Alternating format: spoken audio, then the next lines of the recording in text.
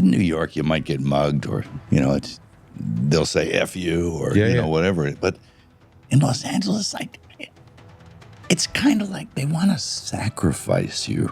Why are the big realms of good and evil, and they exist? They're as real as we are. Why are these realms slugging it out for the souls, the hearts and souls of mankind? Why? The resurrection is the one that is the most difficult for people to swallow. Yes. That's the one that requires the most faith. The most faith and the most belief, resurrection. Yeah. Who gets back up 3 days later after he gets murdered in public? Who gets back up under his own power?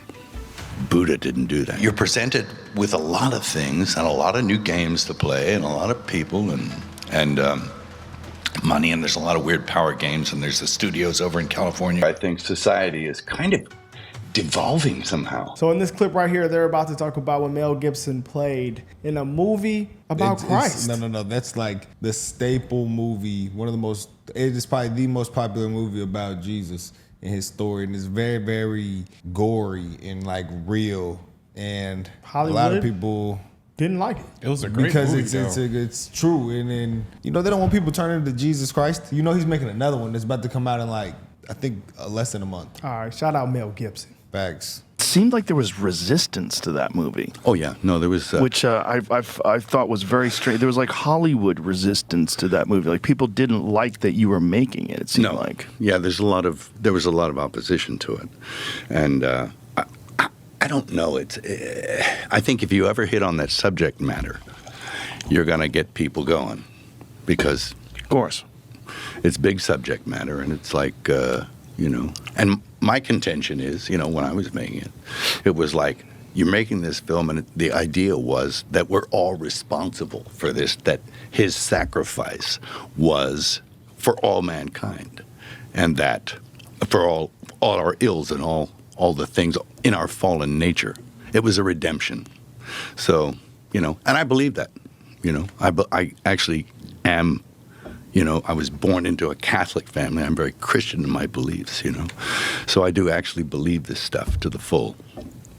So depicting that was an honor, but it was also, you got the daylights beat out of you for it. Yeah, because there's resistance, first of all, from secular Hollywood, where for whatever reason, Christianity is the one religion that you're allowed to disparage. Wonder why. Christianity is the one religion where people... all these progressive, open-minded, leftist people, they'll embrace all these different religions until it comes to Christianity. And for whatever reason, that represents like white male, whatever it represents, colonialism, whatever it represents, it's negative. Yeah, sure, it's gotten a bad rap. And people do feel free to beat up on it. Mm-hmm. Well, I regard the Gospels as history. It's verifiable history. Some people say, "Oh, it's a fairy tale. He never existed," but he did. And there are other accounts, verifiable historical accounts outside the biblical ones, that also bear this up. That yes, he did exist. And the other aspect of that is that all the evangelists, the apostles who went out there. Every single one of those guys died rather than deny their belief. And nobody dies for a lie. Facts. Nobody. Right. Yeah. Well, the resurrection is the one that is the most difficult for people to swallow. Yes. That's the one that requires the most faith. The most faith and the most belief, resurrection. Yeah. Who gets back up 3 days later after he gets murdered in public? Who gets back up under his own power? Buddha didn't do that. Right. So. You believe that was a real event? Yeah, I do. Yeah. What brought you to that belief? Is this something that you've always had, or is it something you studied it and you've come to this conclusion because of the historical accounts? And yes. I think as a child, one accepts things on faith because, you're raised by people who are nice to you and they believe it. So as a child, you learn these things and you accept them on faith. And I still have that faith, but as I got older, I came to it through intellect and through reading and putting things together in accounts, and then occurrences like in my own life. I mean, I don't think it's any secret. I am flawed in the fact that I am by nature born an alcoholic, right? I did drugs, I did alcohol, so, and there was nothing that could stop me from doing that. Nothing. So I was really kind of you're on a downhill run. So I regard the fact that I was able to appeal to something greater than myself to help me and actually stop me doing that. I think that's a miracle. It is. For me, it is. And for many. And we're allowed to make mistakes. And we do. We are so flawed. And I'm more flawed than anyone, you know. But it's something that I think, and it's pretty safe to say I'm in the third act now. You're in act 2, right? Gesundheit. But I'm in the third act, man. So you have to think about the other side. You have to think about what comes next. Is there a next? Yes, there is. I believe there is. And I think it's depends on how you live now. And the beauty of believing is that even for your transgressions, you can be forgiven. And you can be redeemed.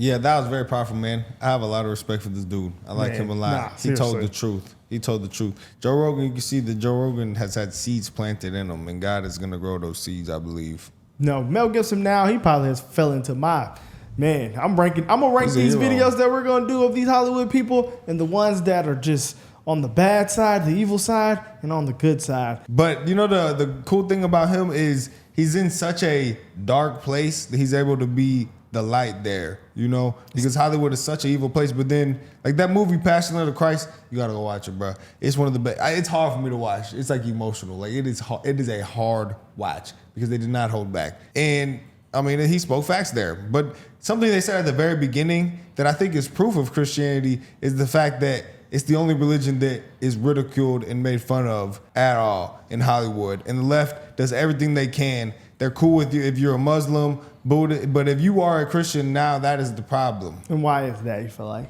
Because it's the correct one. All other religions are a lie. It makes sense. Because what would evil want to go against? The correct one. Boom. There was Sigourney Weaver and a really nice actor called Michael Murphy.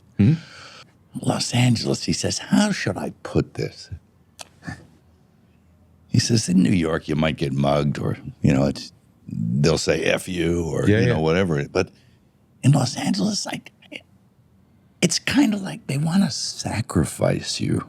And I said, whoa, it sort of blew my mind that he said that. I said, what do you mean? He That's said, dark, but it's true. He said, you'll find out if you go there. I'm like, what? It's like such a weird kind of, I'll be in Central Park, please.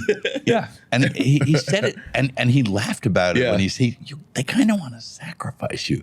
And I had this notion that he had been there and had been on the chopping block or, you know, I don't know. It was a weird kind of thing. When I came over here, I was in my mid-20s. Right. The first time I really came over here. You know, I had a whole bunch of weird paranoid suspicions about what the hell was going on because there was a lot of stuff I couldn't understand. Right. And nobody was really bothering to explain it to me. They don't. And and I formed a bunch of opinions about the town and about the people in it that were like, surely that couldn't be, because a whole place can't be like, you know, Weird Town, you know, where the stranger wanders in and all the people are in the bar and they all shut up when he looks at them and they tell you don't go into the house on the hill, and it's like that. And then you go away and you think, no, I was wrong. I mean, that's insane thinking. I'm paranoid. I imagined that stuff. That couldn't be the reason for why so-and-so was acting like, could it? And then you find out later on the track that you are exactly on track with a lot of this stuff. Not specifically on track, but that you could, that some of your worst nightmares were real at the time, and you think, you took a couple of years off, which I guess, was that because you didn't want to burn out, or was it because you had something that you wanted to do for a couple of years?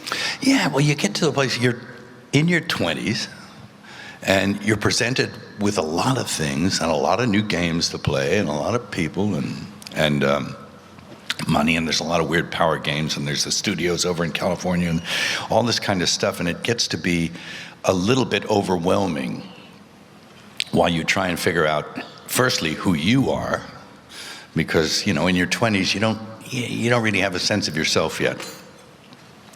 And then try and figure out what the game is. So I felt I needed to take a breather because I was a little overwhelmed by the whole thing. This tide was carrying me, and I wasn't in control of it. It was controlling me. So I just stopped. I bought a farm, and I grew organic vegetables, and I raised cattle, and I milked a cow, and the whole thing, And that lasted about a year and a half, and I thought, this is not a great business, and it's breaking my back. So God gives, God takes. We come in with nothing. That's the same way we go out, And here's the deal. You'll always be okay. If you seek first the kingdom of God, you'll always be okay. You'll get what you need. Look at the flowers of the field. Look at the birds of the air. They get fed. They get clothed. I mean, It's Matthew, I think. But that was one of my dad's favorite passages. He said, stop worrying about stuff, about money, about stuff. So, that's, I think he put that in my head when I was very young, and it stayed, and I believe it, Yeah. What do you do every day that is beneficial to you? Man, I get up every day and I realize I'm not in control of this whole thing. And no matter what happens, I just ask for the grace to be able to deal with it, and to deal with it well and to accept it. That's the other thing. It's being able to accept stuff. And it's like, how do you get meaning out of this existence? And what's it all about? So it's a search in that direction. And I think the search, you might never get to the end of it, but I think the very act of searching yields some kind of good fruit. Is it prayer? Is it meditation? Is it exercise? You remain in tremendous shape. Well, all those things are in play. I would say prayer, meditation, exercise, and introspection and self investigation, so that you're, make sure that you don't get out of line too much. It's a high wire act. One last question. What is your favorite Bible verse? I don't have a favorite. There's too many good ones. Beautiful. And they're hard to, they all mean something different. It's great. From the Old Testament and the New Testament. You can't, how could you possibly pick one? Why are the big realms of good and evil, and they exist? They're as real as we are. Why are these realms slugging it out for the souls, the hearts and souls of mankind? Why are we the meat in that sandwich? Little old us, flawed us, imperfect us. Why is that about us? And I'm trying to answer that question. I don't know if I can. I think it's because we're God's favorite creation. That's why the devil is after us. That's what it is. I don't know where I've heard that, but I'm pretty sure, that's stuck with me. That's well said. That's stuck with me. That's well said. This is crazy, y'all. It makes sense. Why, like you said earlier, why is it okay? Why is the world okay with talking bad on only Christianity and no other religion? It is crazy because you talk about another religion, you might lose your job, your life. Right. You might lose your bank account talking about certain religions. Hey, if Jesus was to come back tomorrow, are you ready? But Hollywood, is it just because of the propaganda? You know why? Hollywood, music, entertainment controls perception. So, if you're watching a show, think about it. Before you went to high school, right? You ever seen Zoe 101? Mm-hmm. You think that's how high school's gonna be. Yeah. Ned's Disclassified, you think that's how school's gonna. Hollywood controls your perception. People will watch a movie and think that things are really like that. So they control what you perceive. And they can make you see evil. I guess, does it make you depressed when you get there, and it, put you in a bad place because it's not all happy, jolly, I don't know. Life's not happy, jolly, or... I don't know what about Hollywood. I don't know how they do it, but I know that the devil is in Hollywood. That's why these movies are so just but the things that are okay to put in a movie, think about it, the things that the trends, anything, you can do anything in movies. But now you get slack for making a movie about Jesus? Nah, it's weird. Hey, I don't know, y'all don't know this guy, but it was a street rapper from Atlanta, Georgia, man. He went to Hollywood. I mean, I don't know if they were trying to sign him or something like that. He said, he got in a car with these people and they took him up this hill. And, mind you, I don't think he believed. I mean, he might have believed in Jesus, but, he wasn't like posting it. And this is all he posts now. He's like a firm believer now. On TikTok, he reading the scripture and he's on live every single day. Who? Lil Tony. Lil Tony. That's what I'm saying. Bro. Like when he said that, like he said he went up there and these people were like basically trying to sacrifice him. Yeah, bro. And I'm like, I believe it because it's like, how did he just take a whole 360 from gangster rap to now? Like, bro, this shit's crazy. My This boy shit's right weird. here, Johnny Chain. Go look at Johnny Chain, y'all. He went from killing people to now saving souls. This happened to a lot of people. Paul in the Bible, it happens. The power of Jesus Christ is real. Yeah, man. Hollywood it could be the Antichrist, place. but could be. I mean, that Antifa stuff we saw, that's the closest thing I've ever seen to the Antichrist. And they're always, but this Epstein list stuff, that's Antichrist level stuff. Eating blood, pushing sacrificing, human sacrifice, pushing LGBTQ, pushing kids to mutilate themselves. There will be signs. I mean, it's a ton of stuff. It's a ton of signs. They try to say that AI is the actual Antichrist. And they put, there will be signs. Well, let's not forget, I always bring it up. They put a devil statue in a state capitol building. Yeah. I mean, they're letting it be known. They're letting it be you known. remember that Lil Nas video we did away, bro? Guys, we did a reaction, I forgot about that. to Lil Nas, and it was so bad I walked off the reaction. You talking about when he was twerking and dancing on the devil? Yeah. The devil Why is that okay? But then you try to make a movie about Jesus, and that's not okay. Yeah, it's plain to see. All right, man. Mel Gibson, he just moved up for me, man. Facts. I mean, we gonna do videos like this of people going against Hollywood. I don't think nobody's gonna be better than him. Hey, Well, Denzel was. if we can interview and this Denzel. dude, bro, that would be so cool. Man. All right, let's know what y'all think, guys.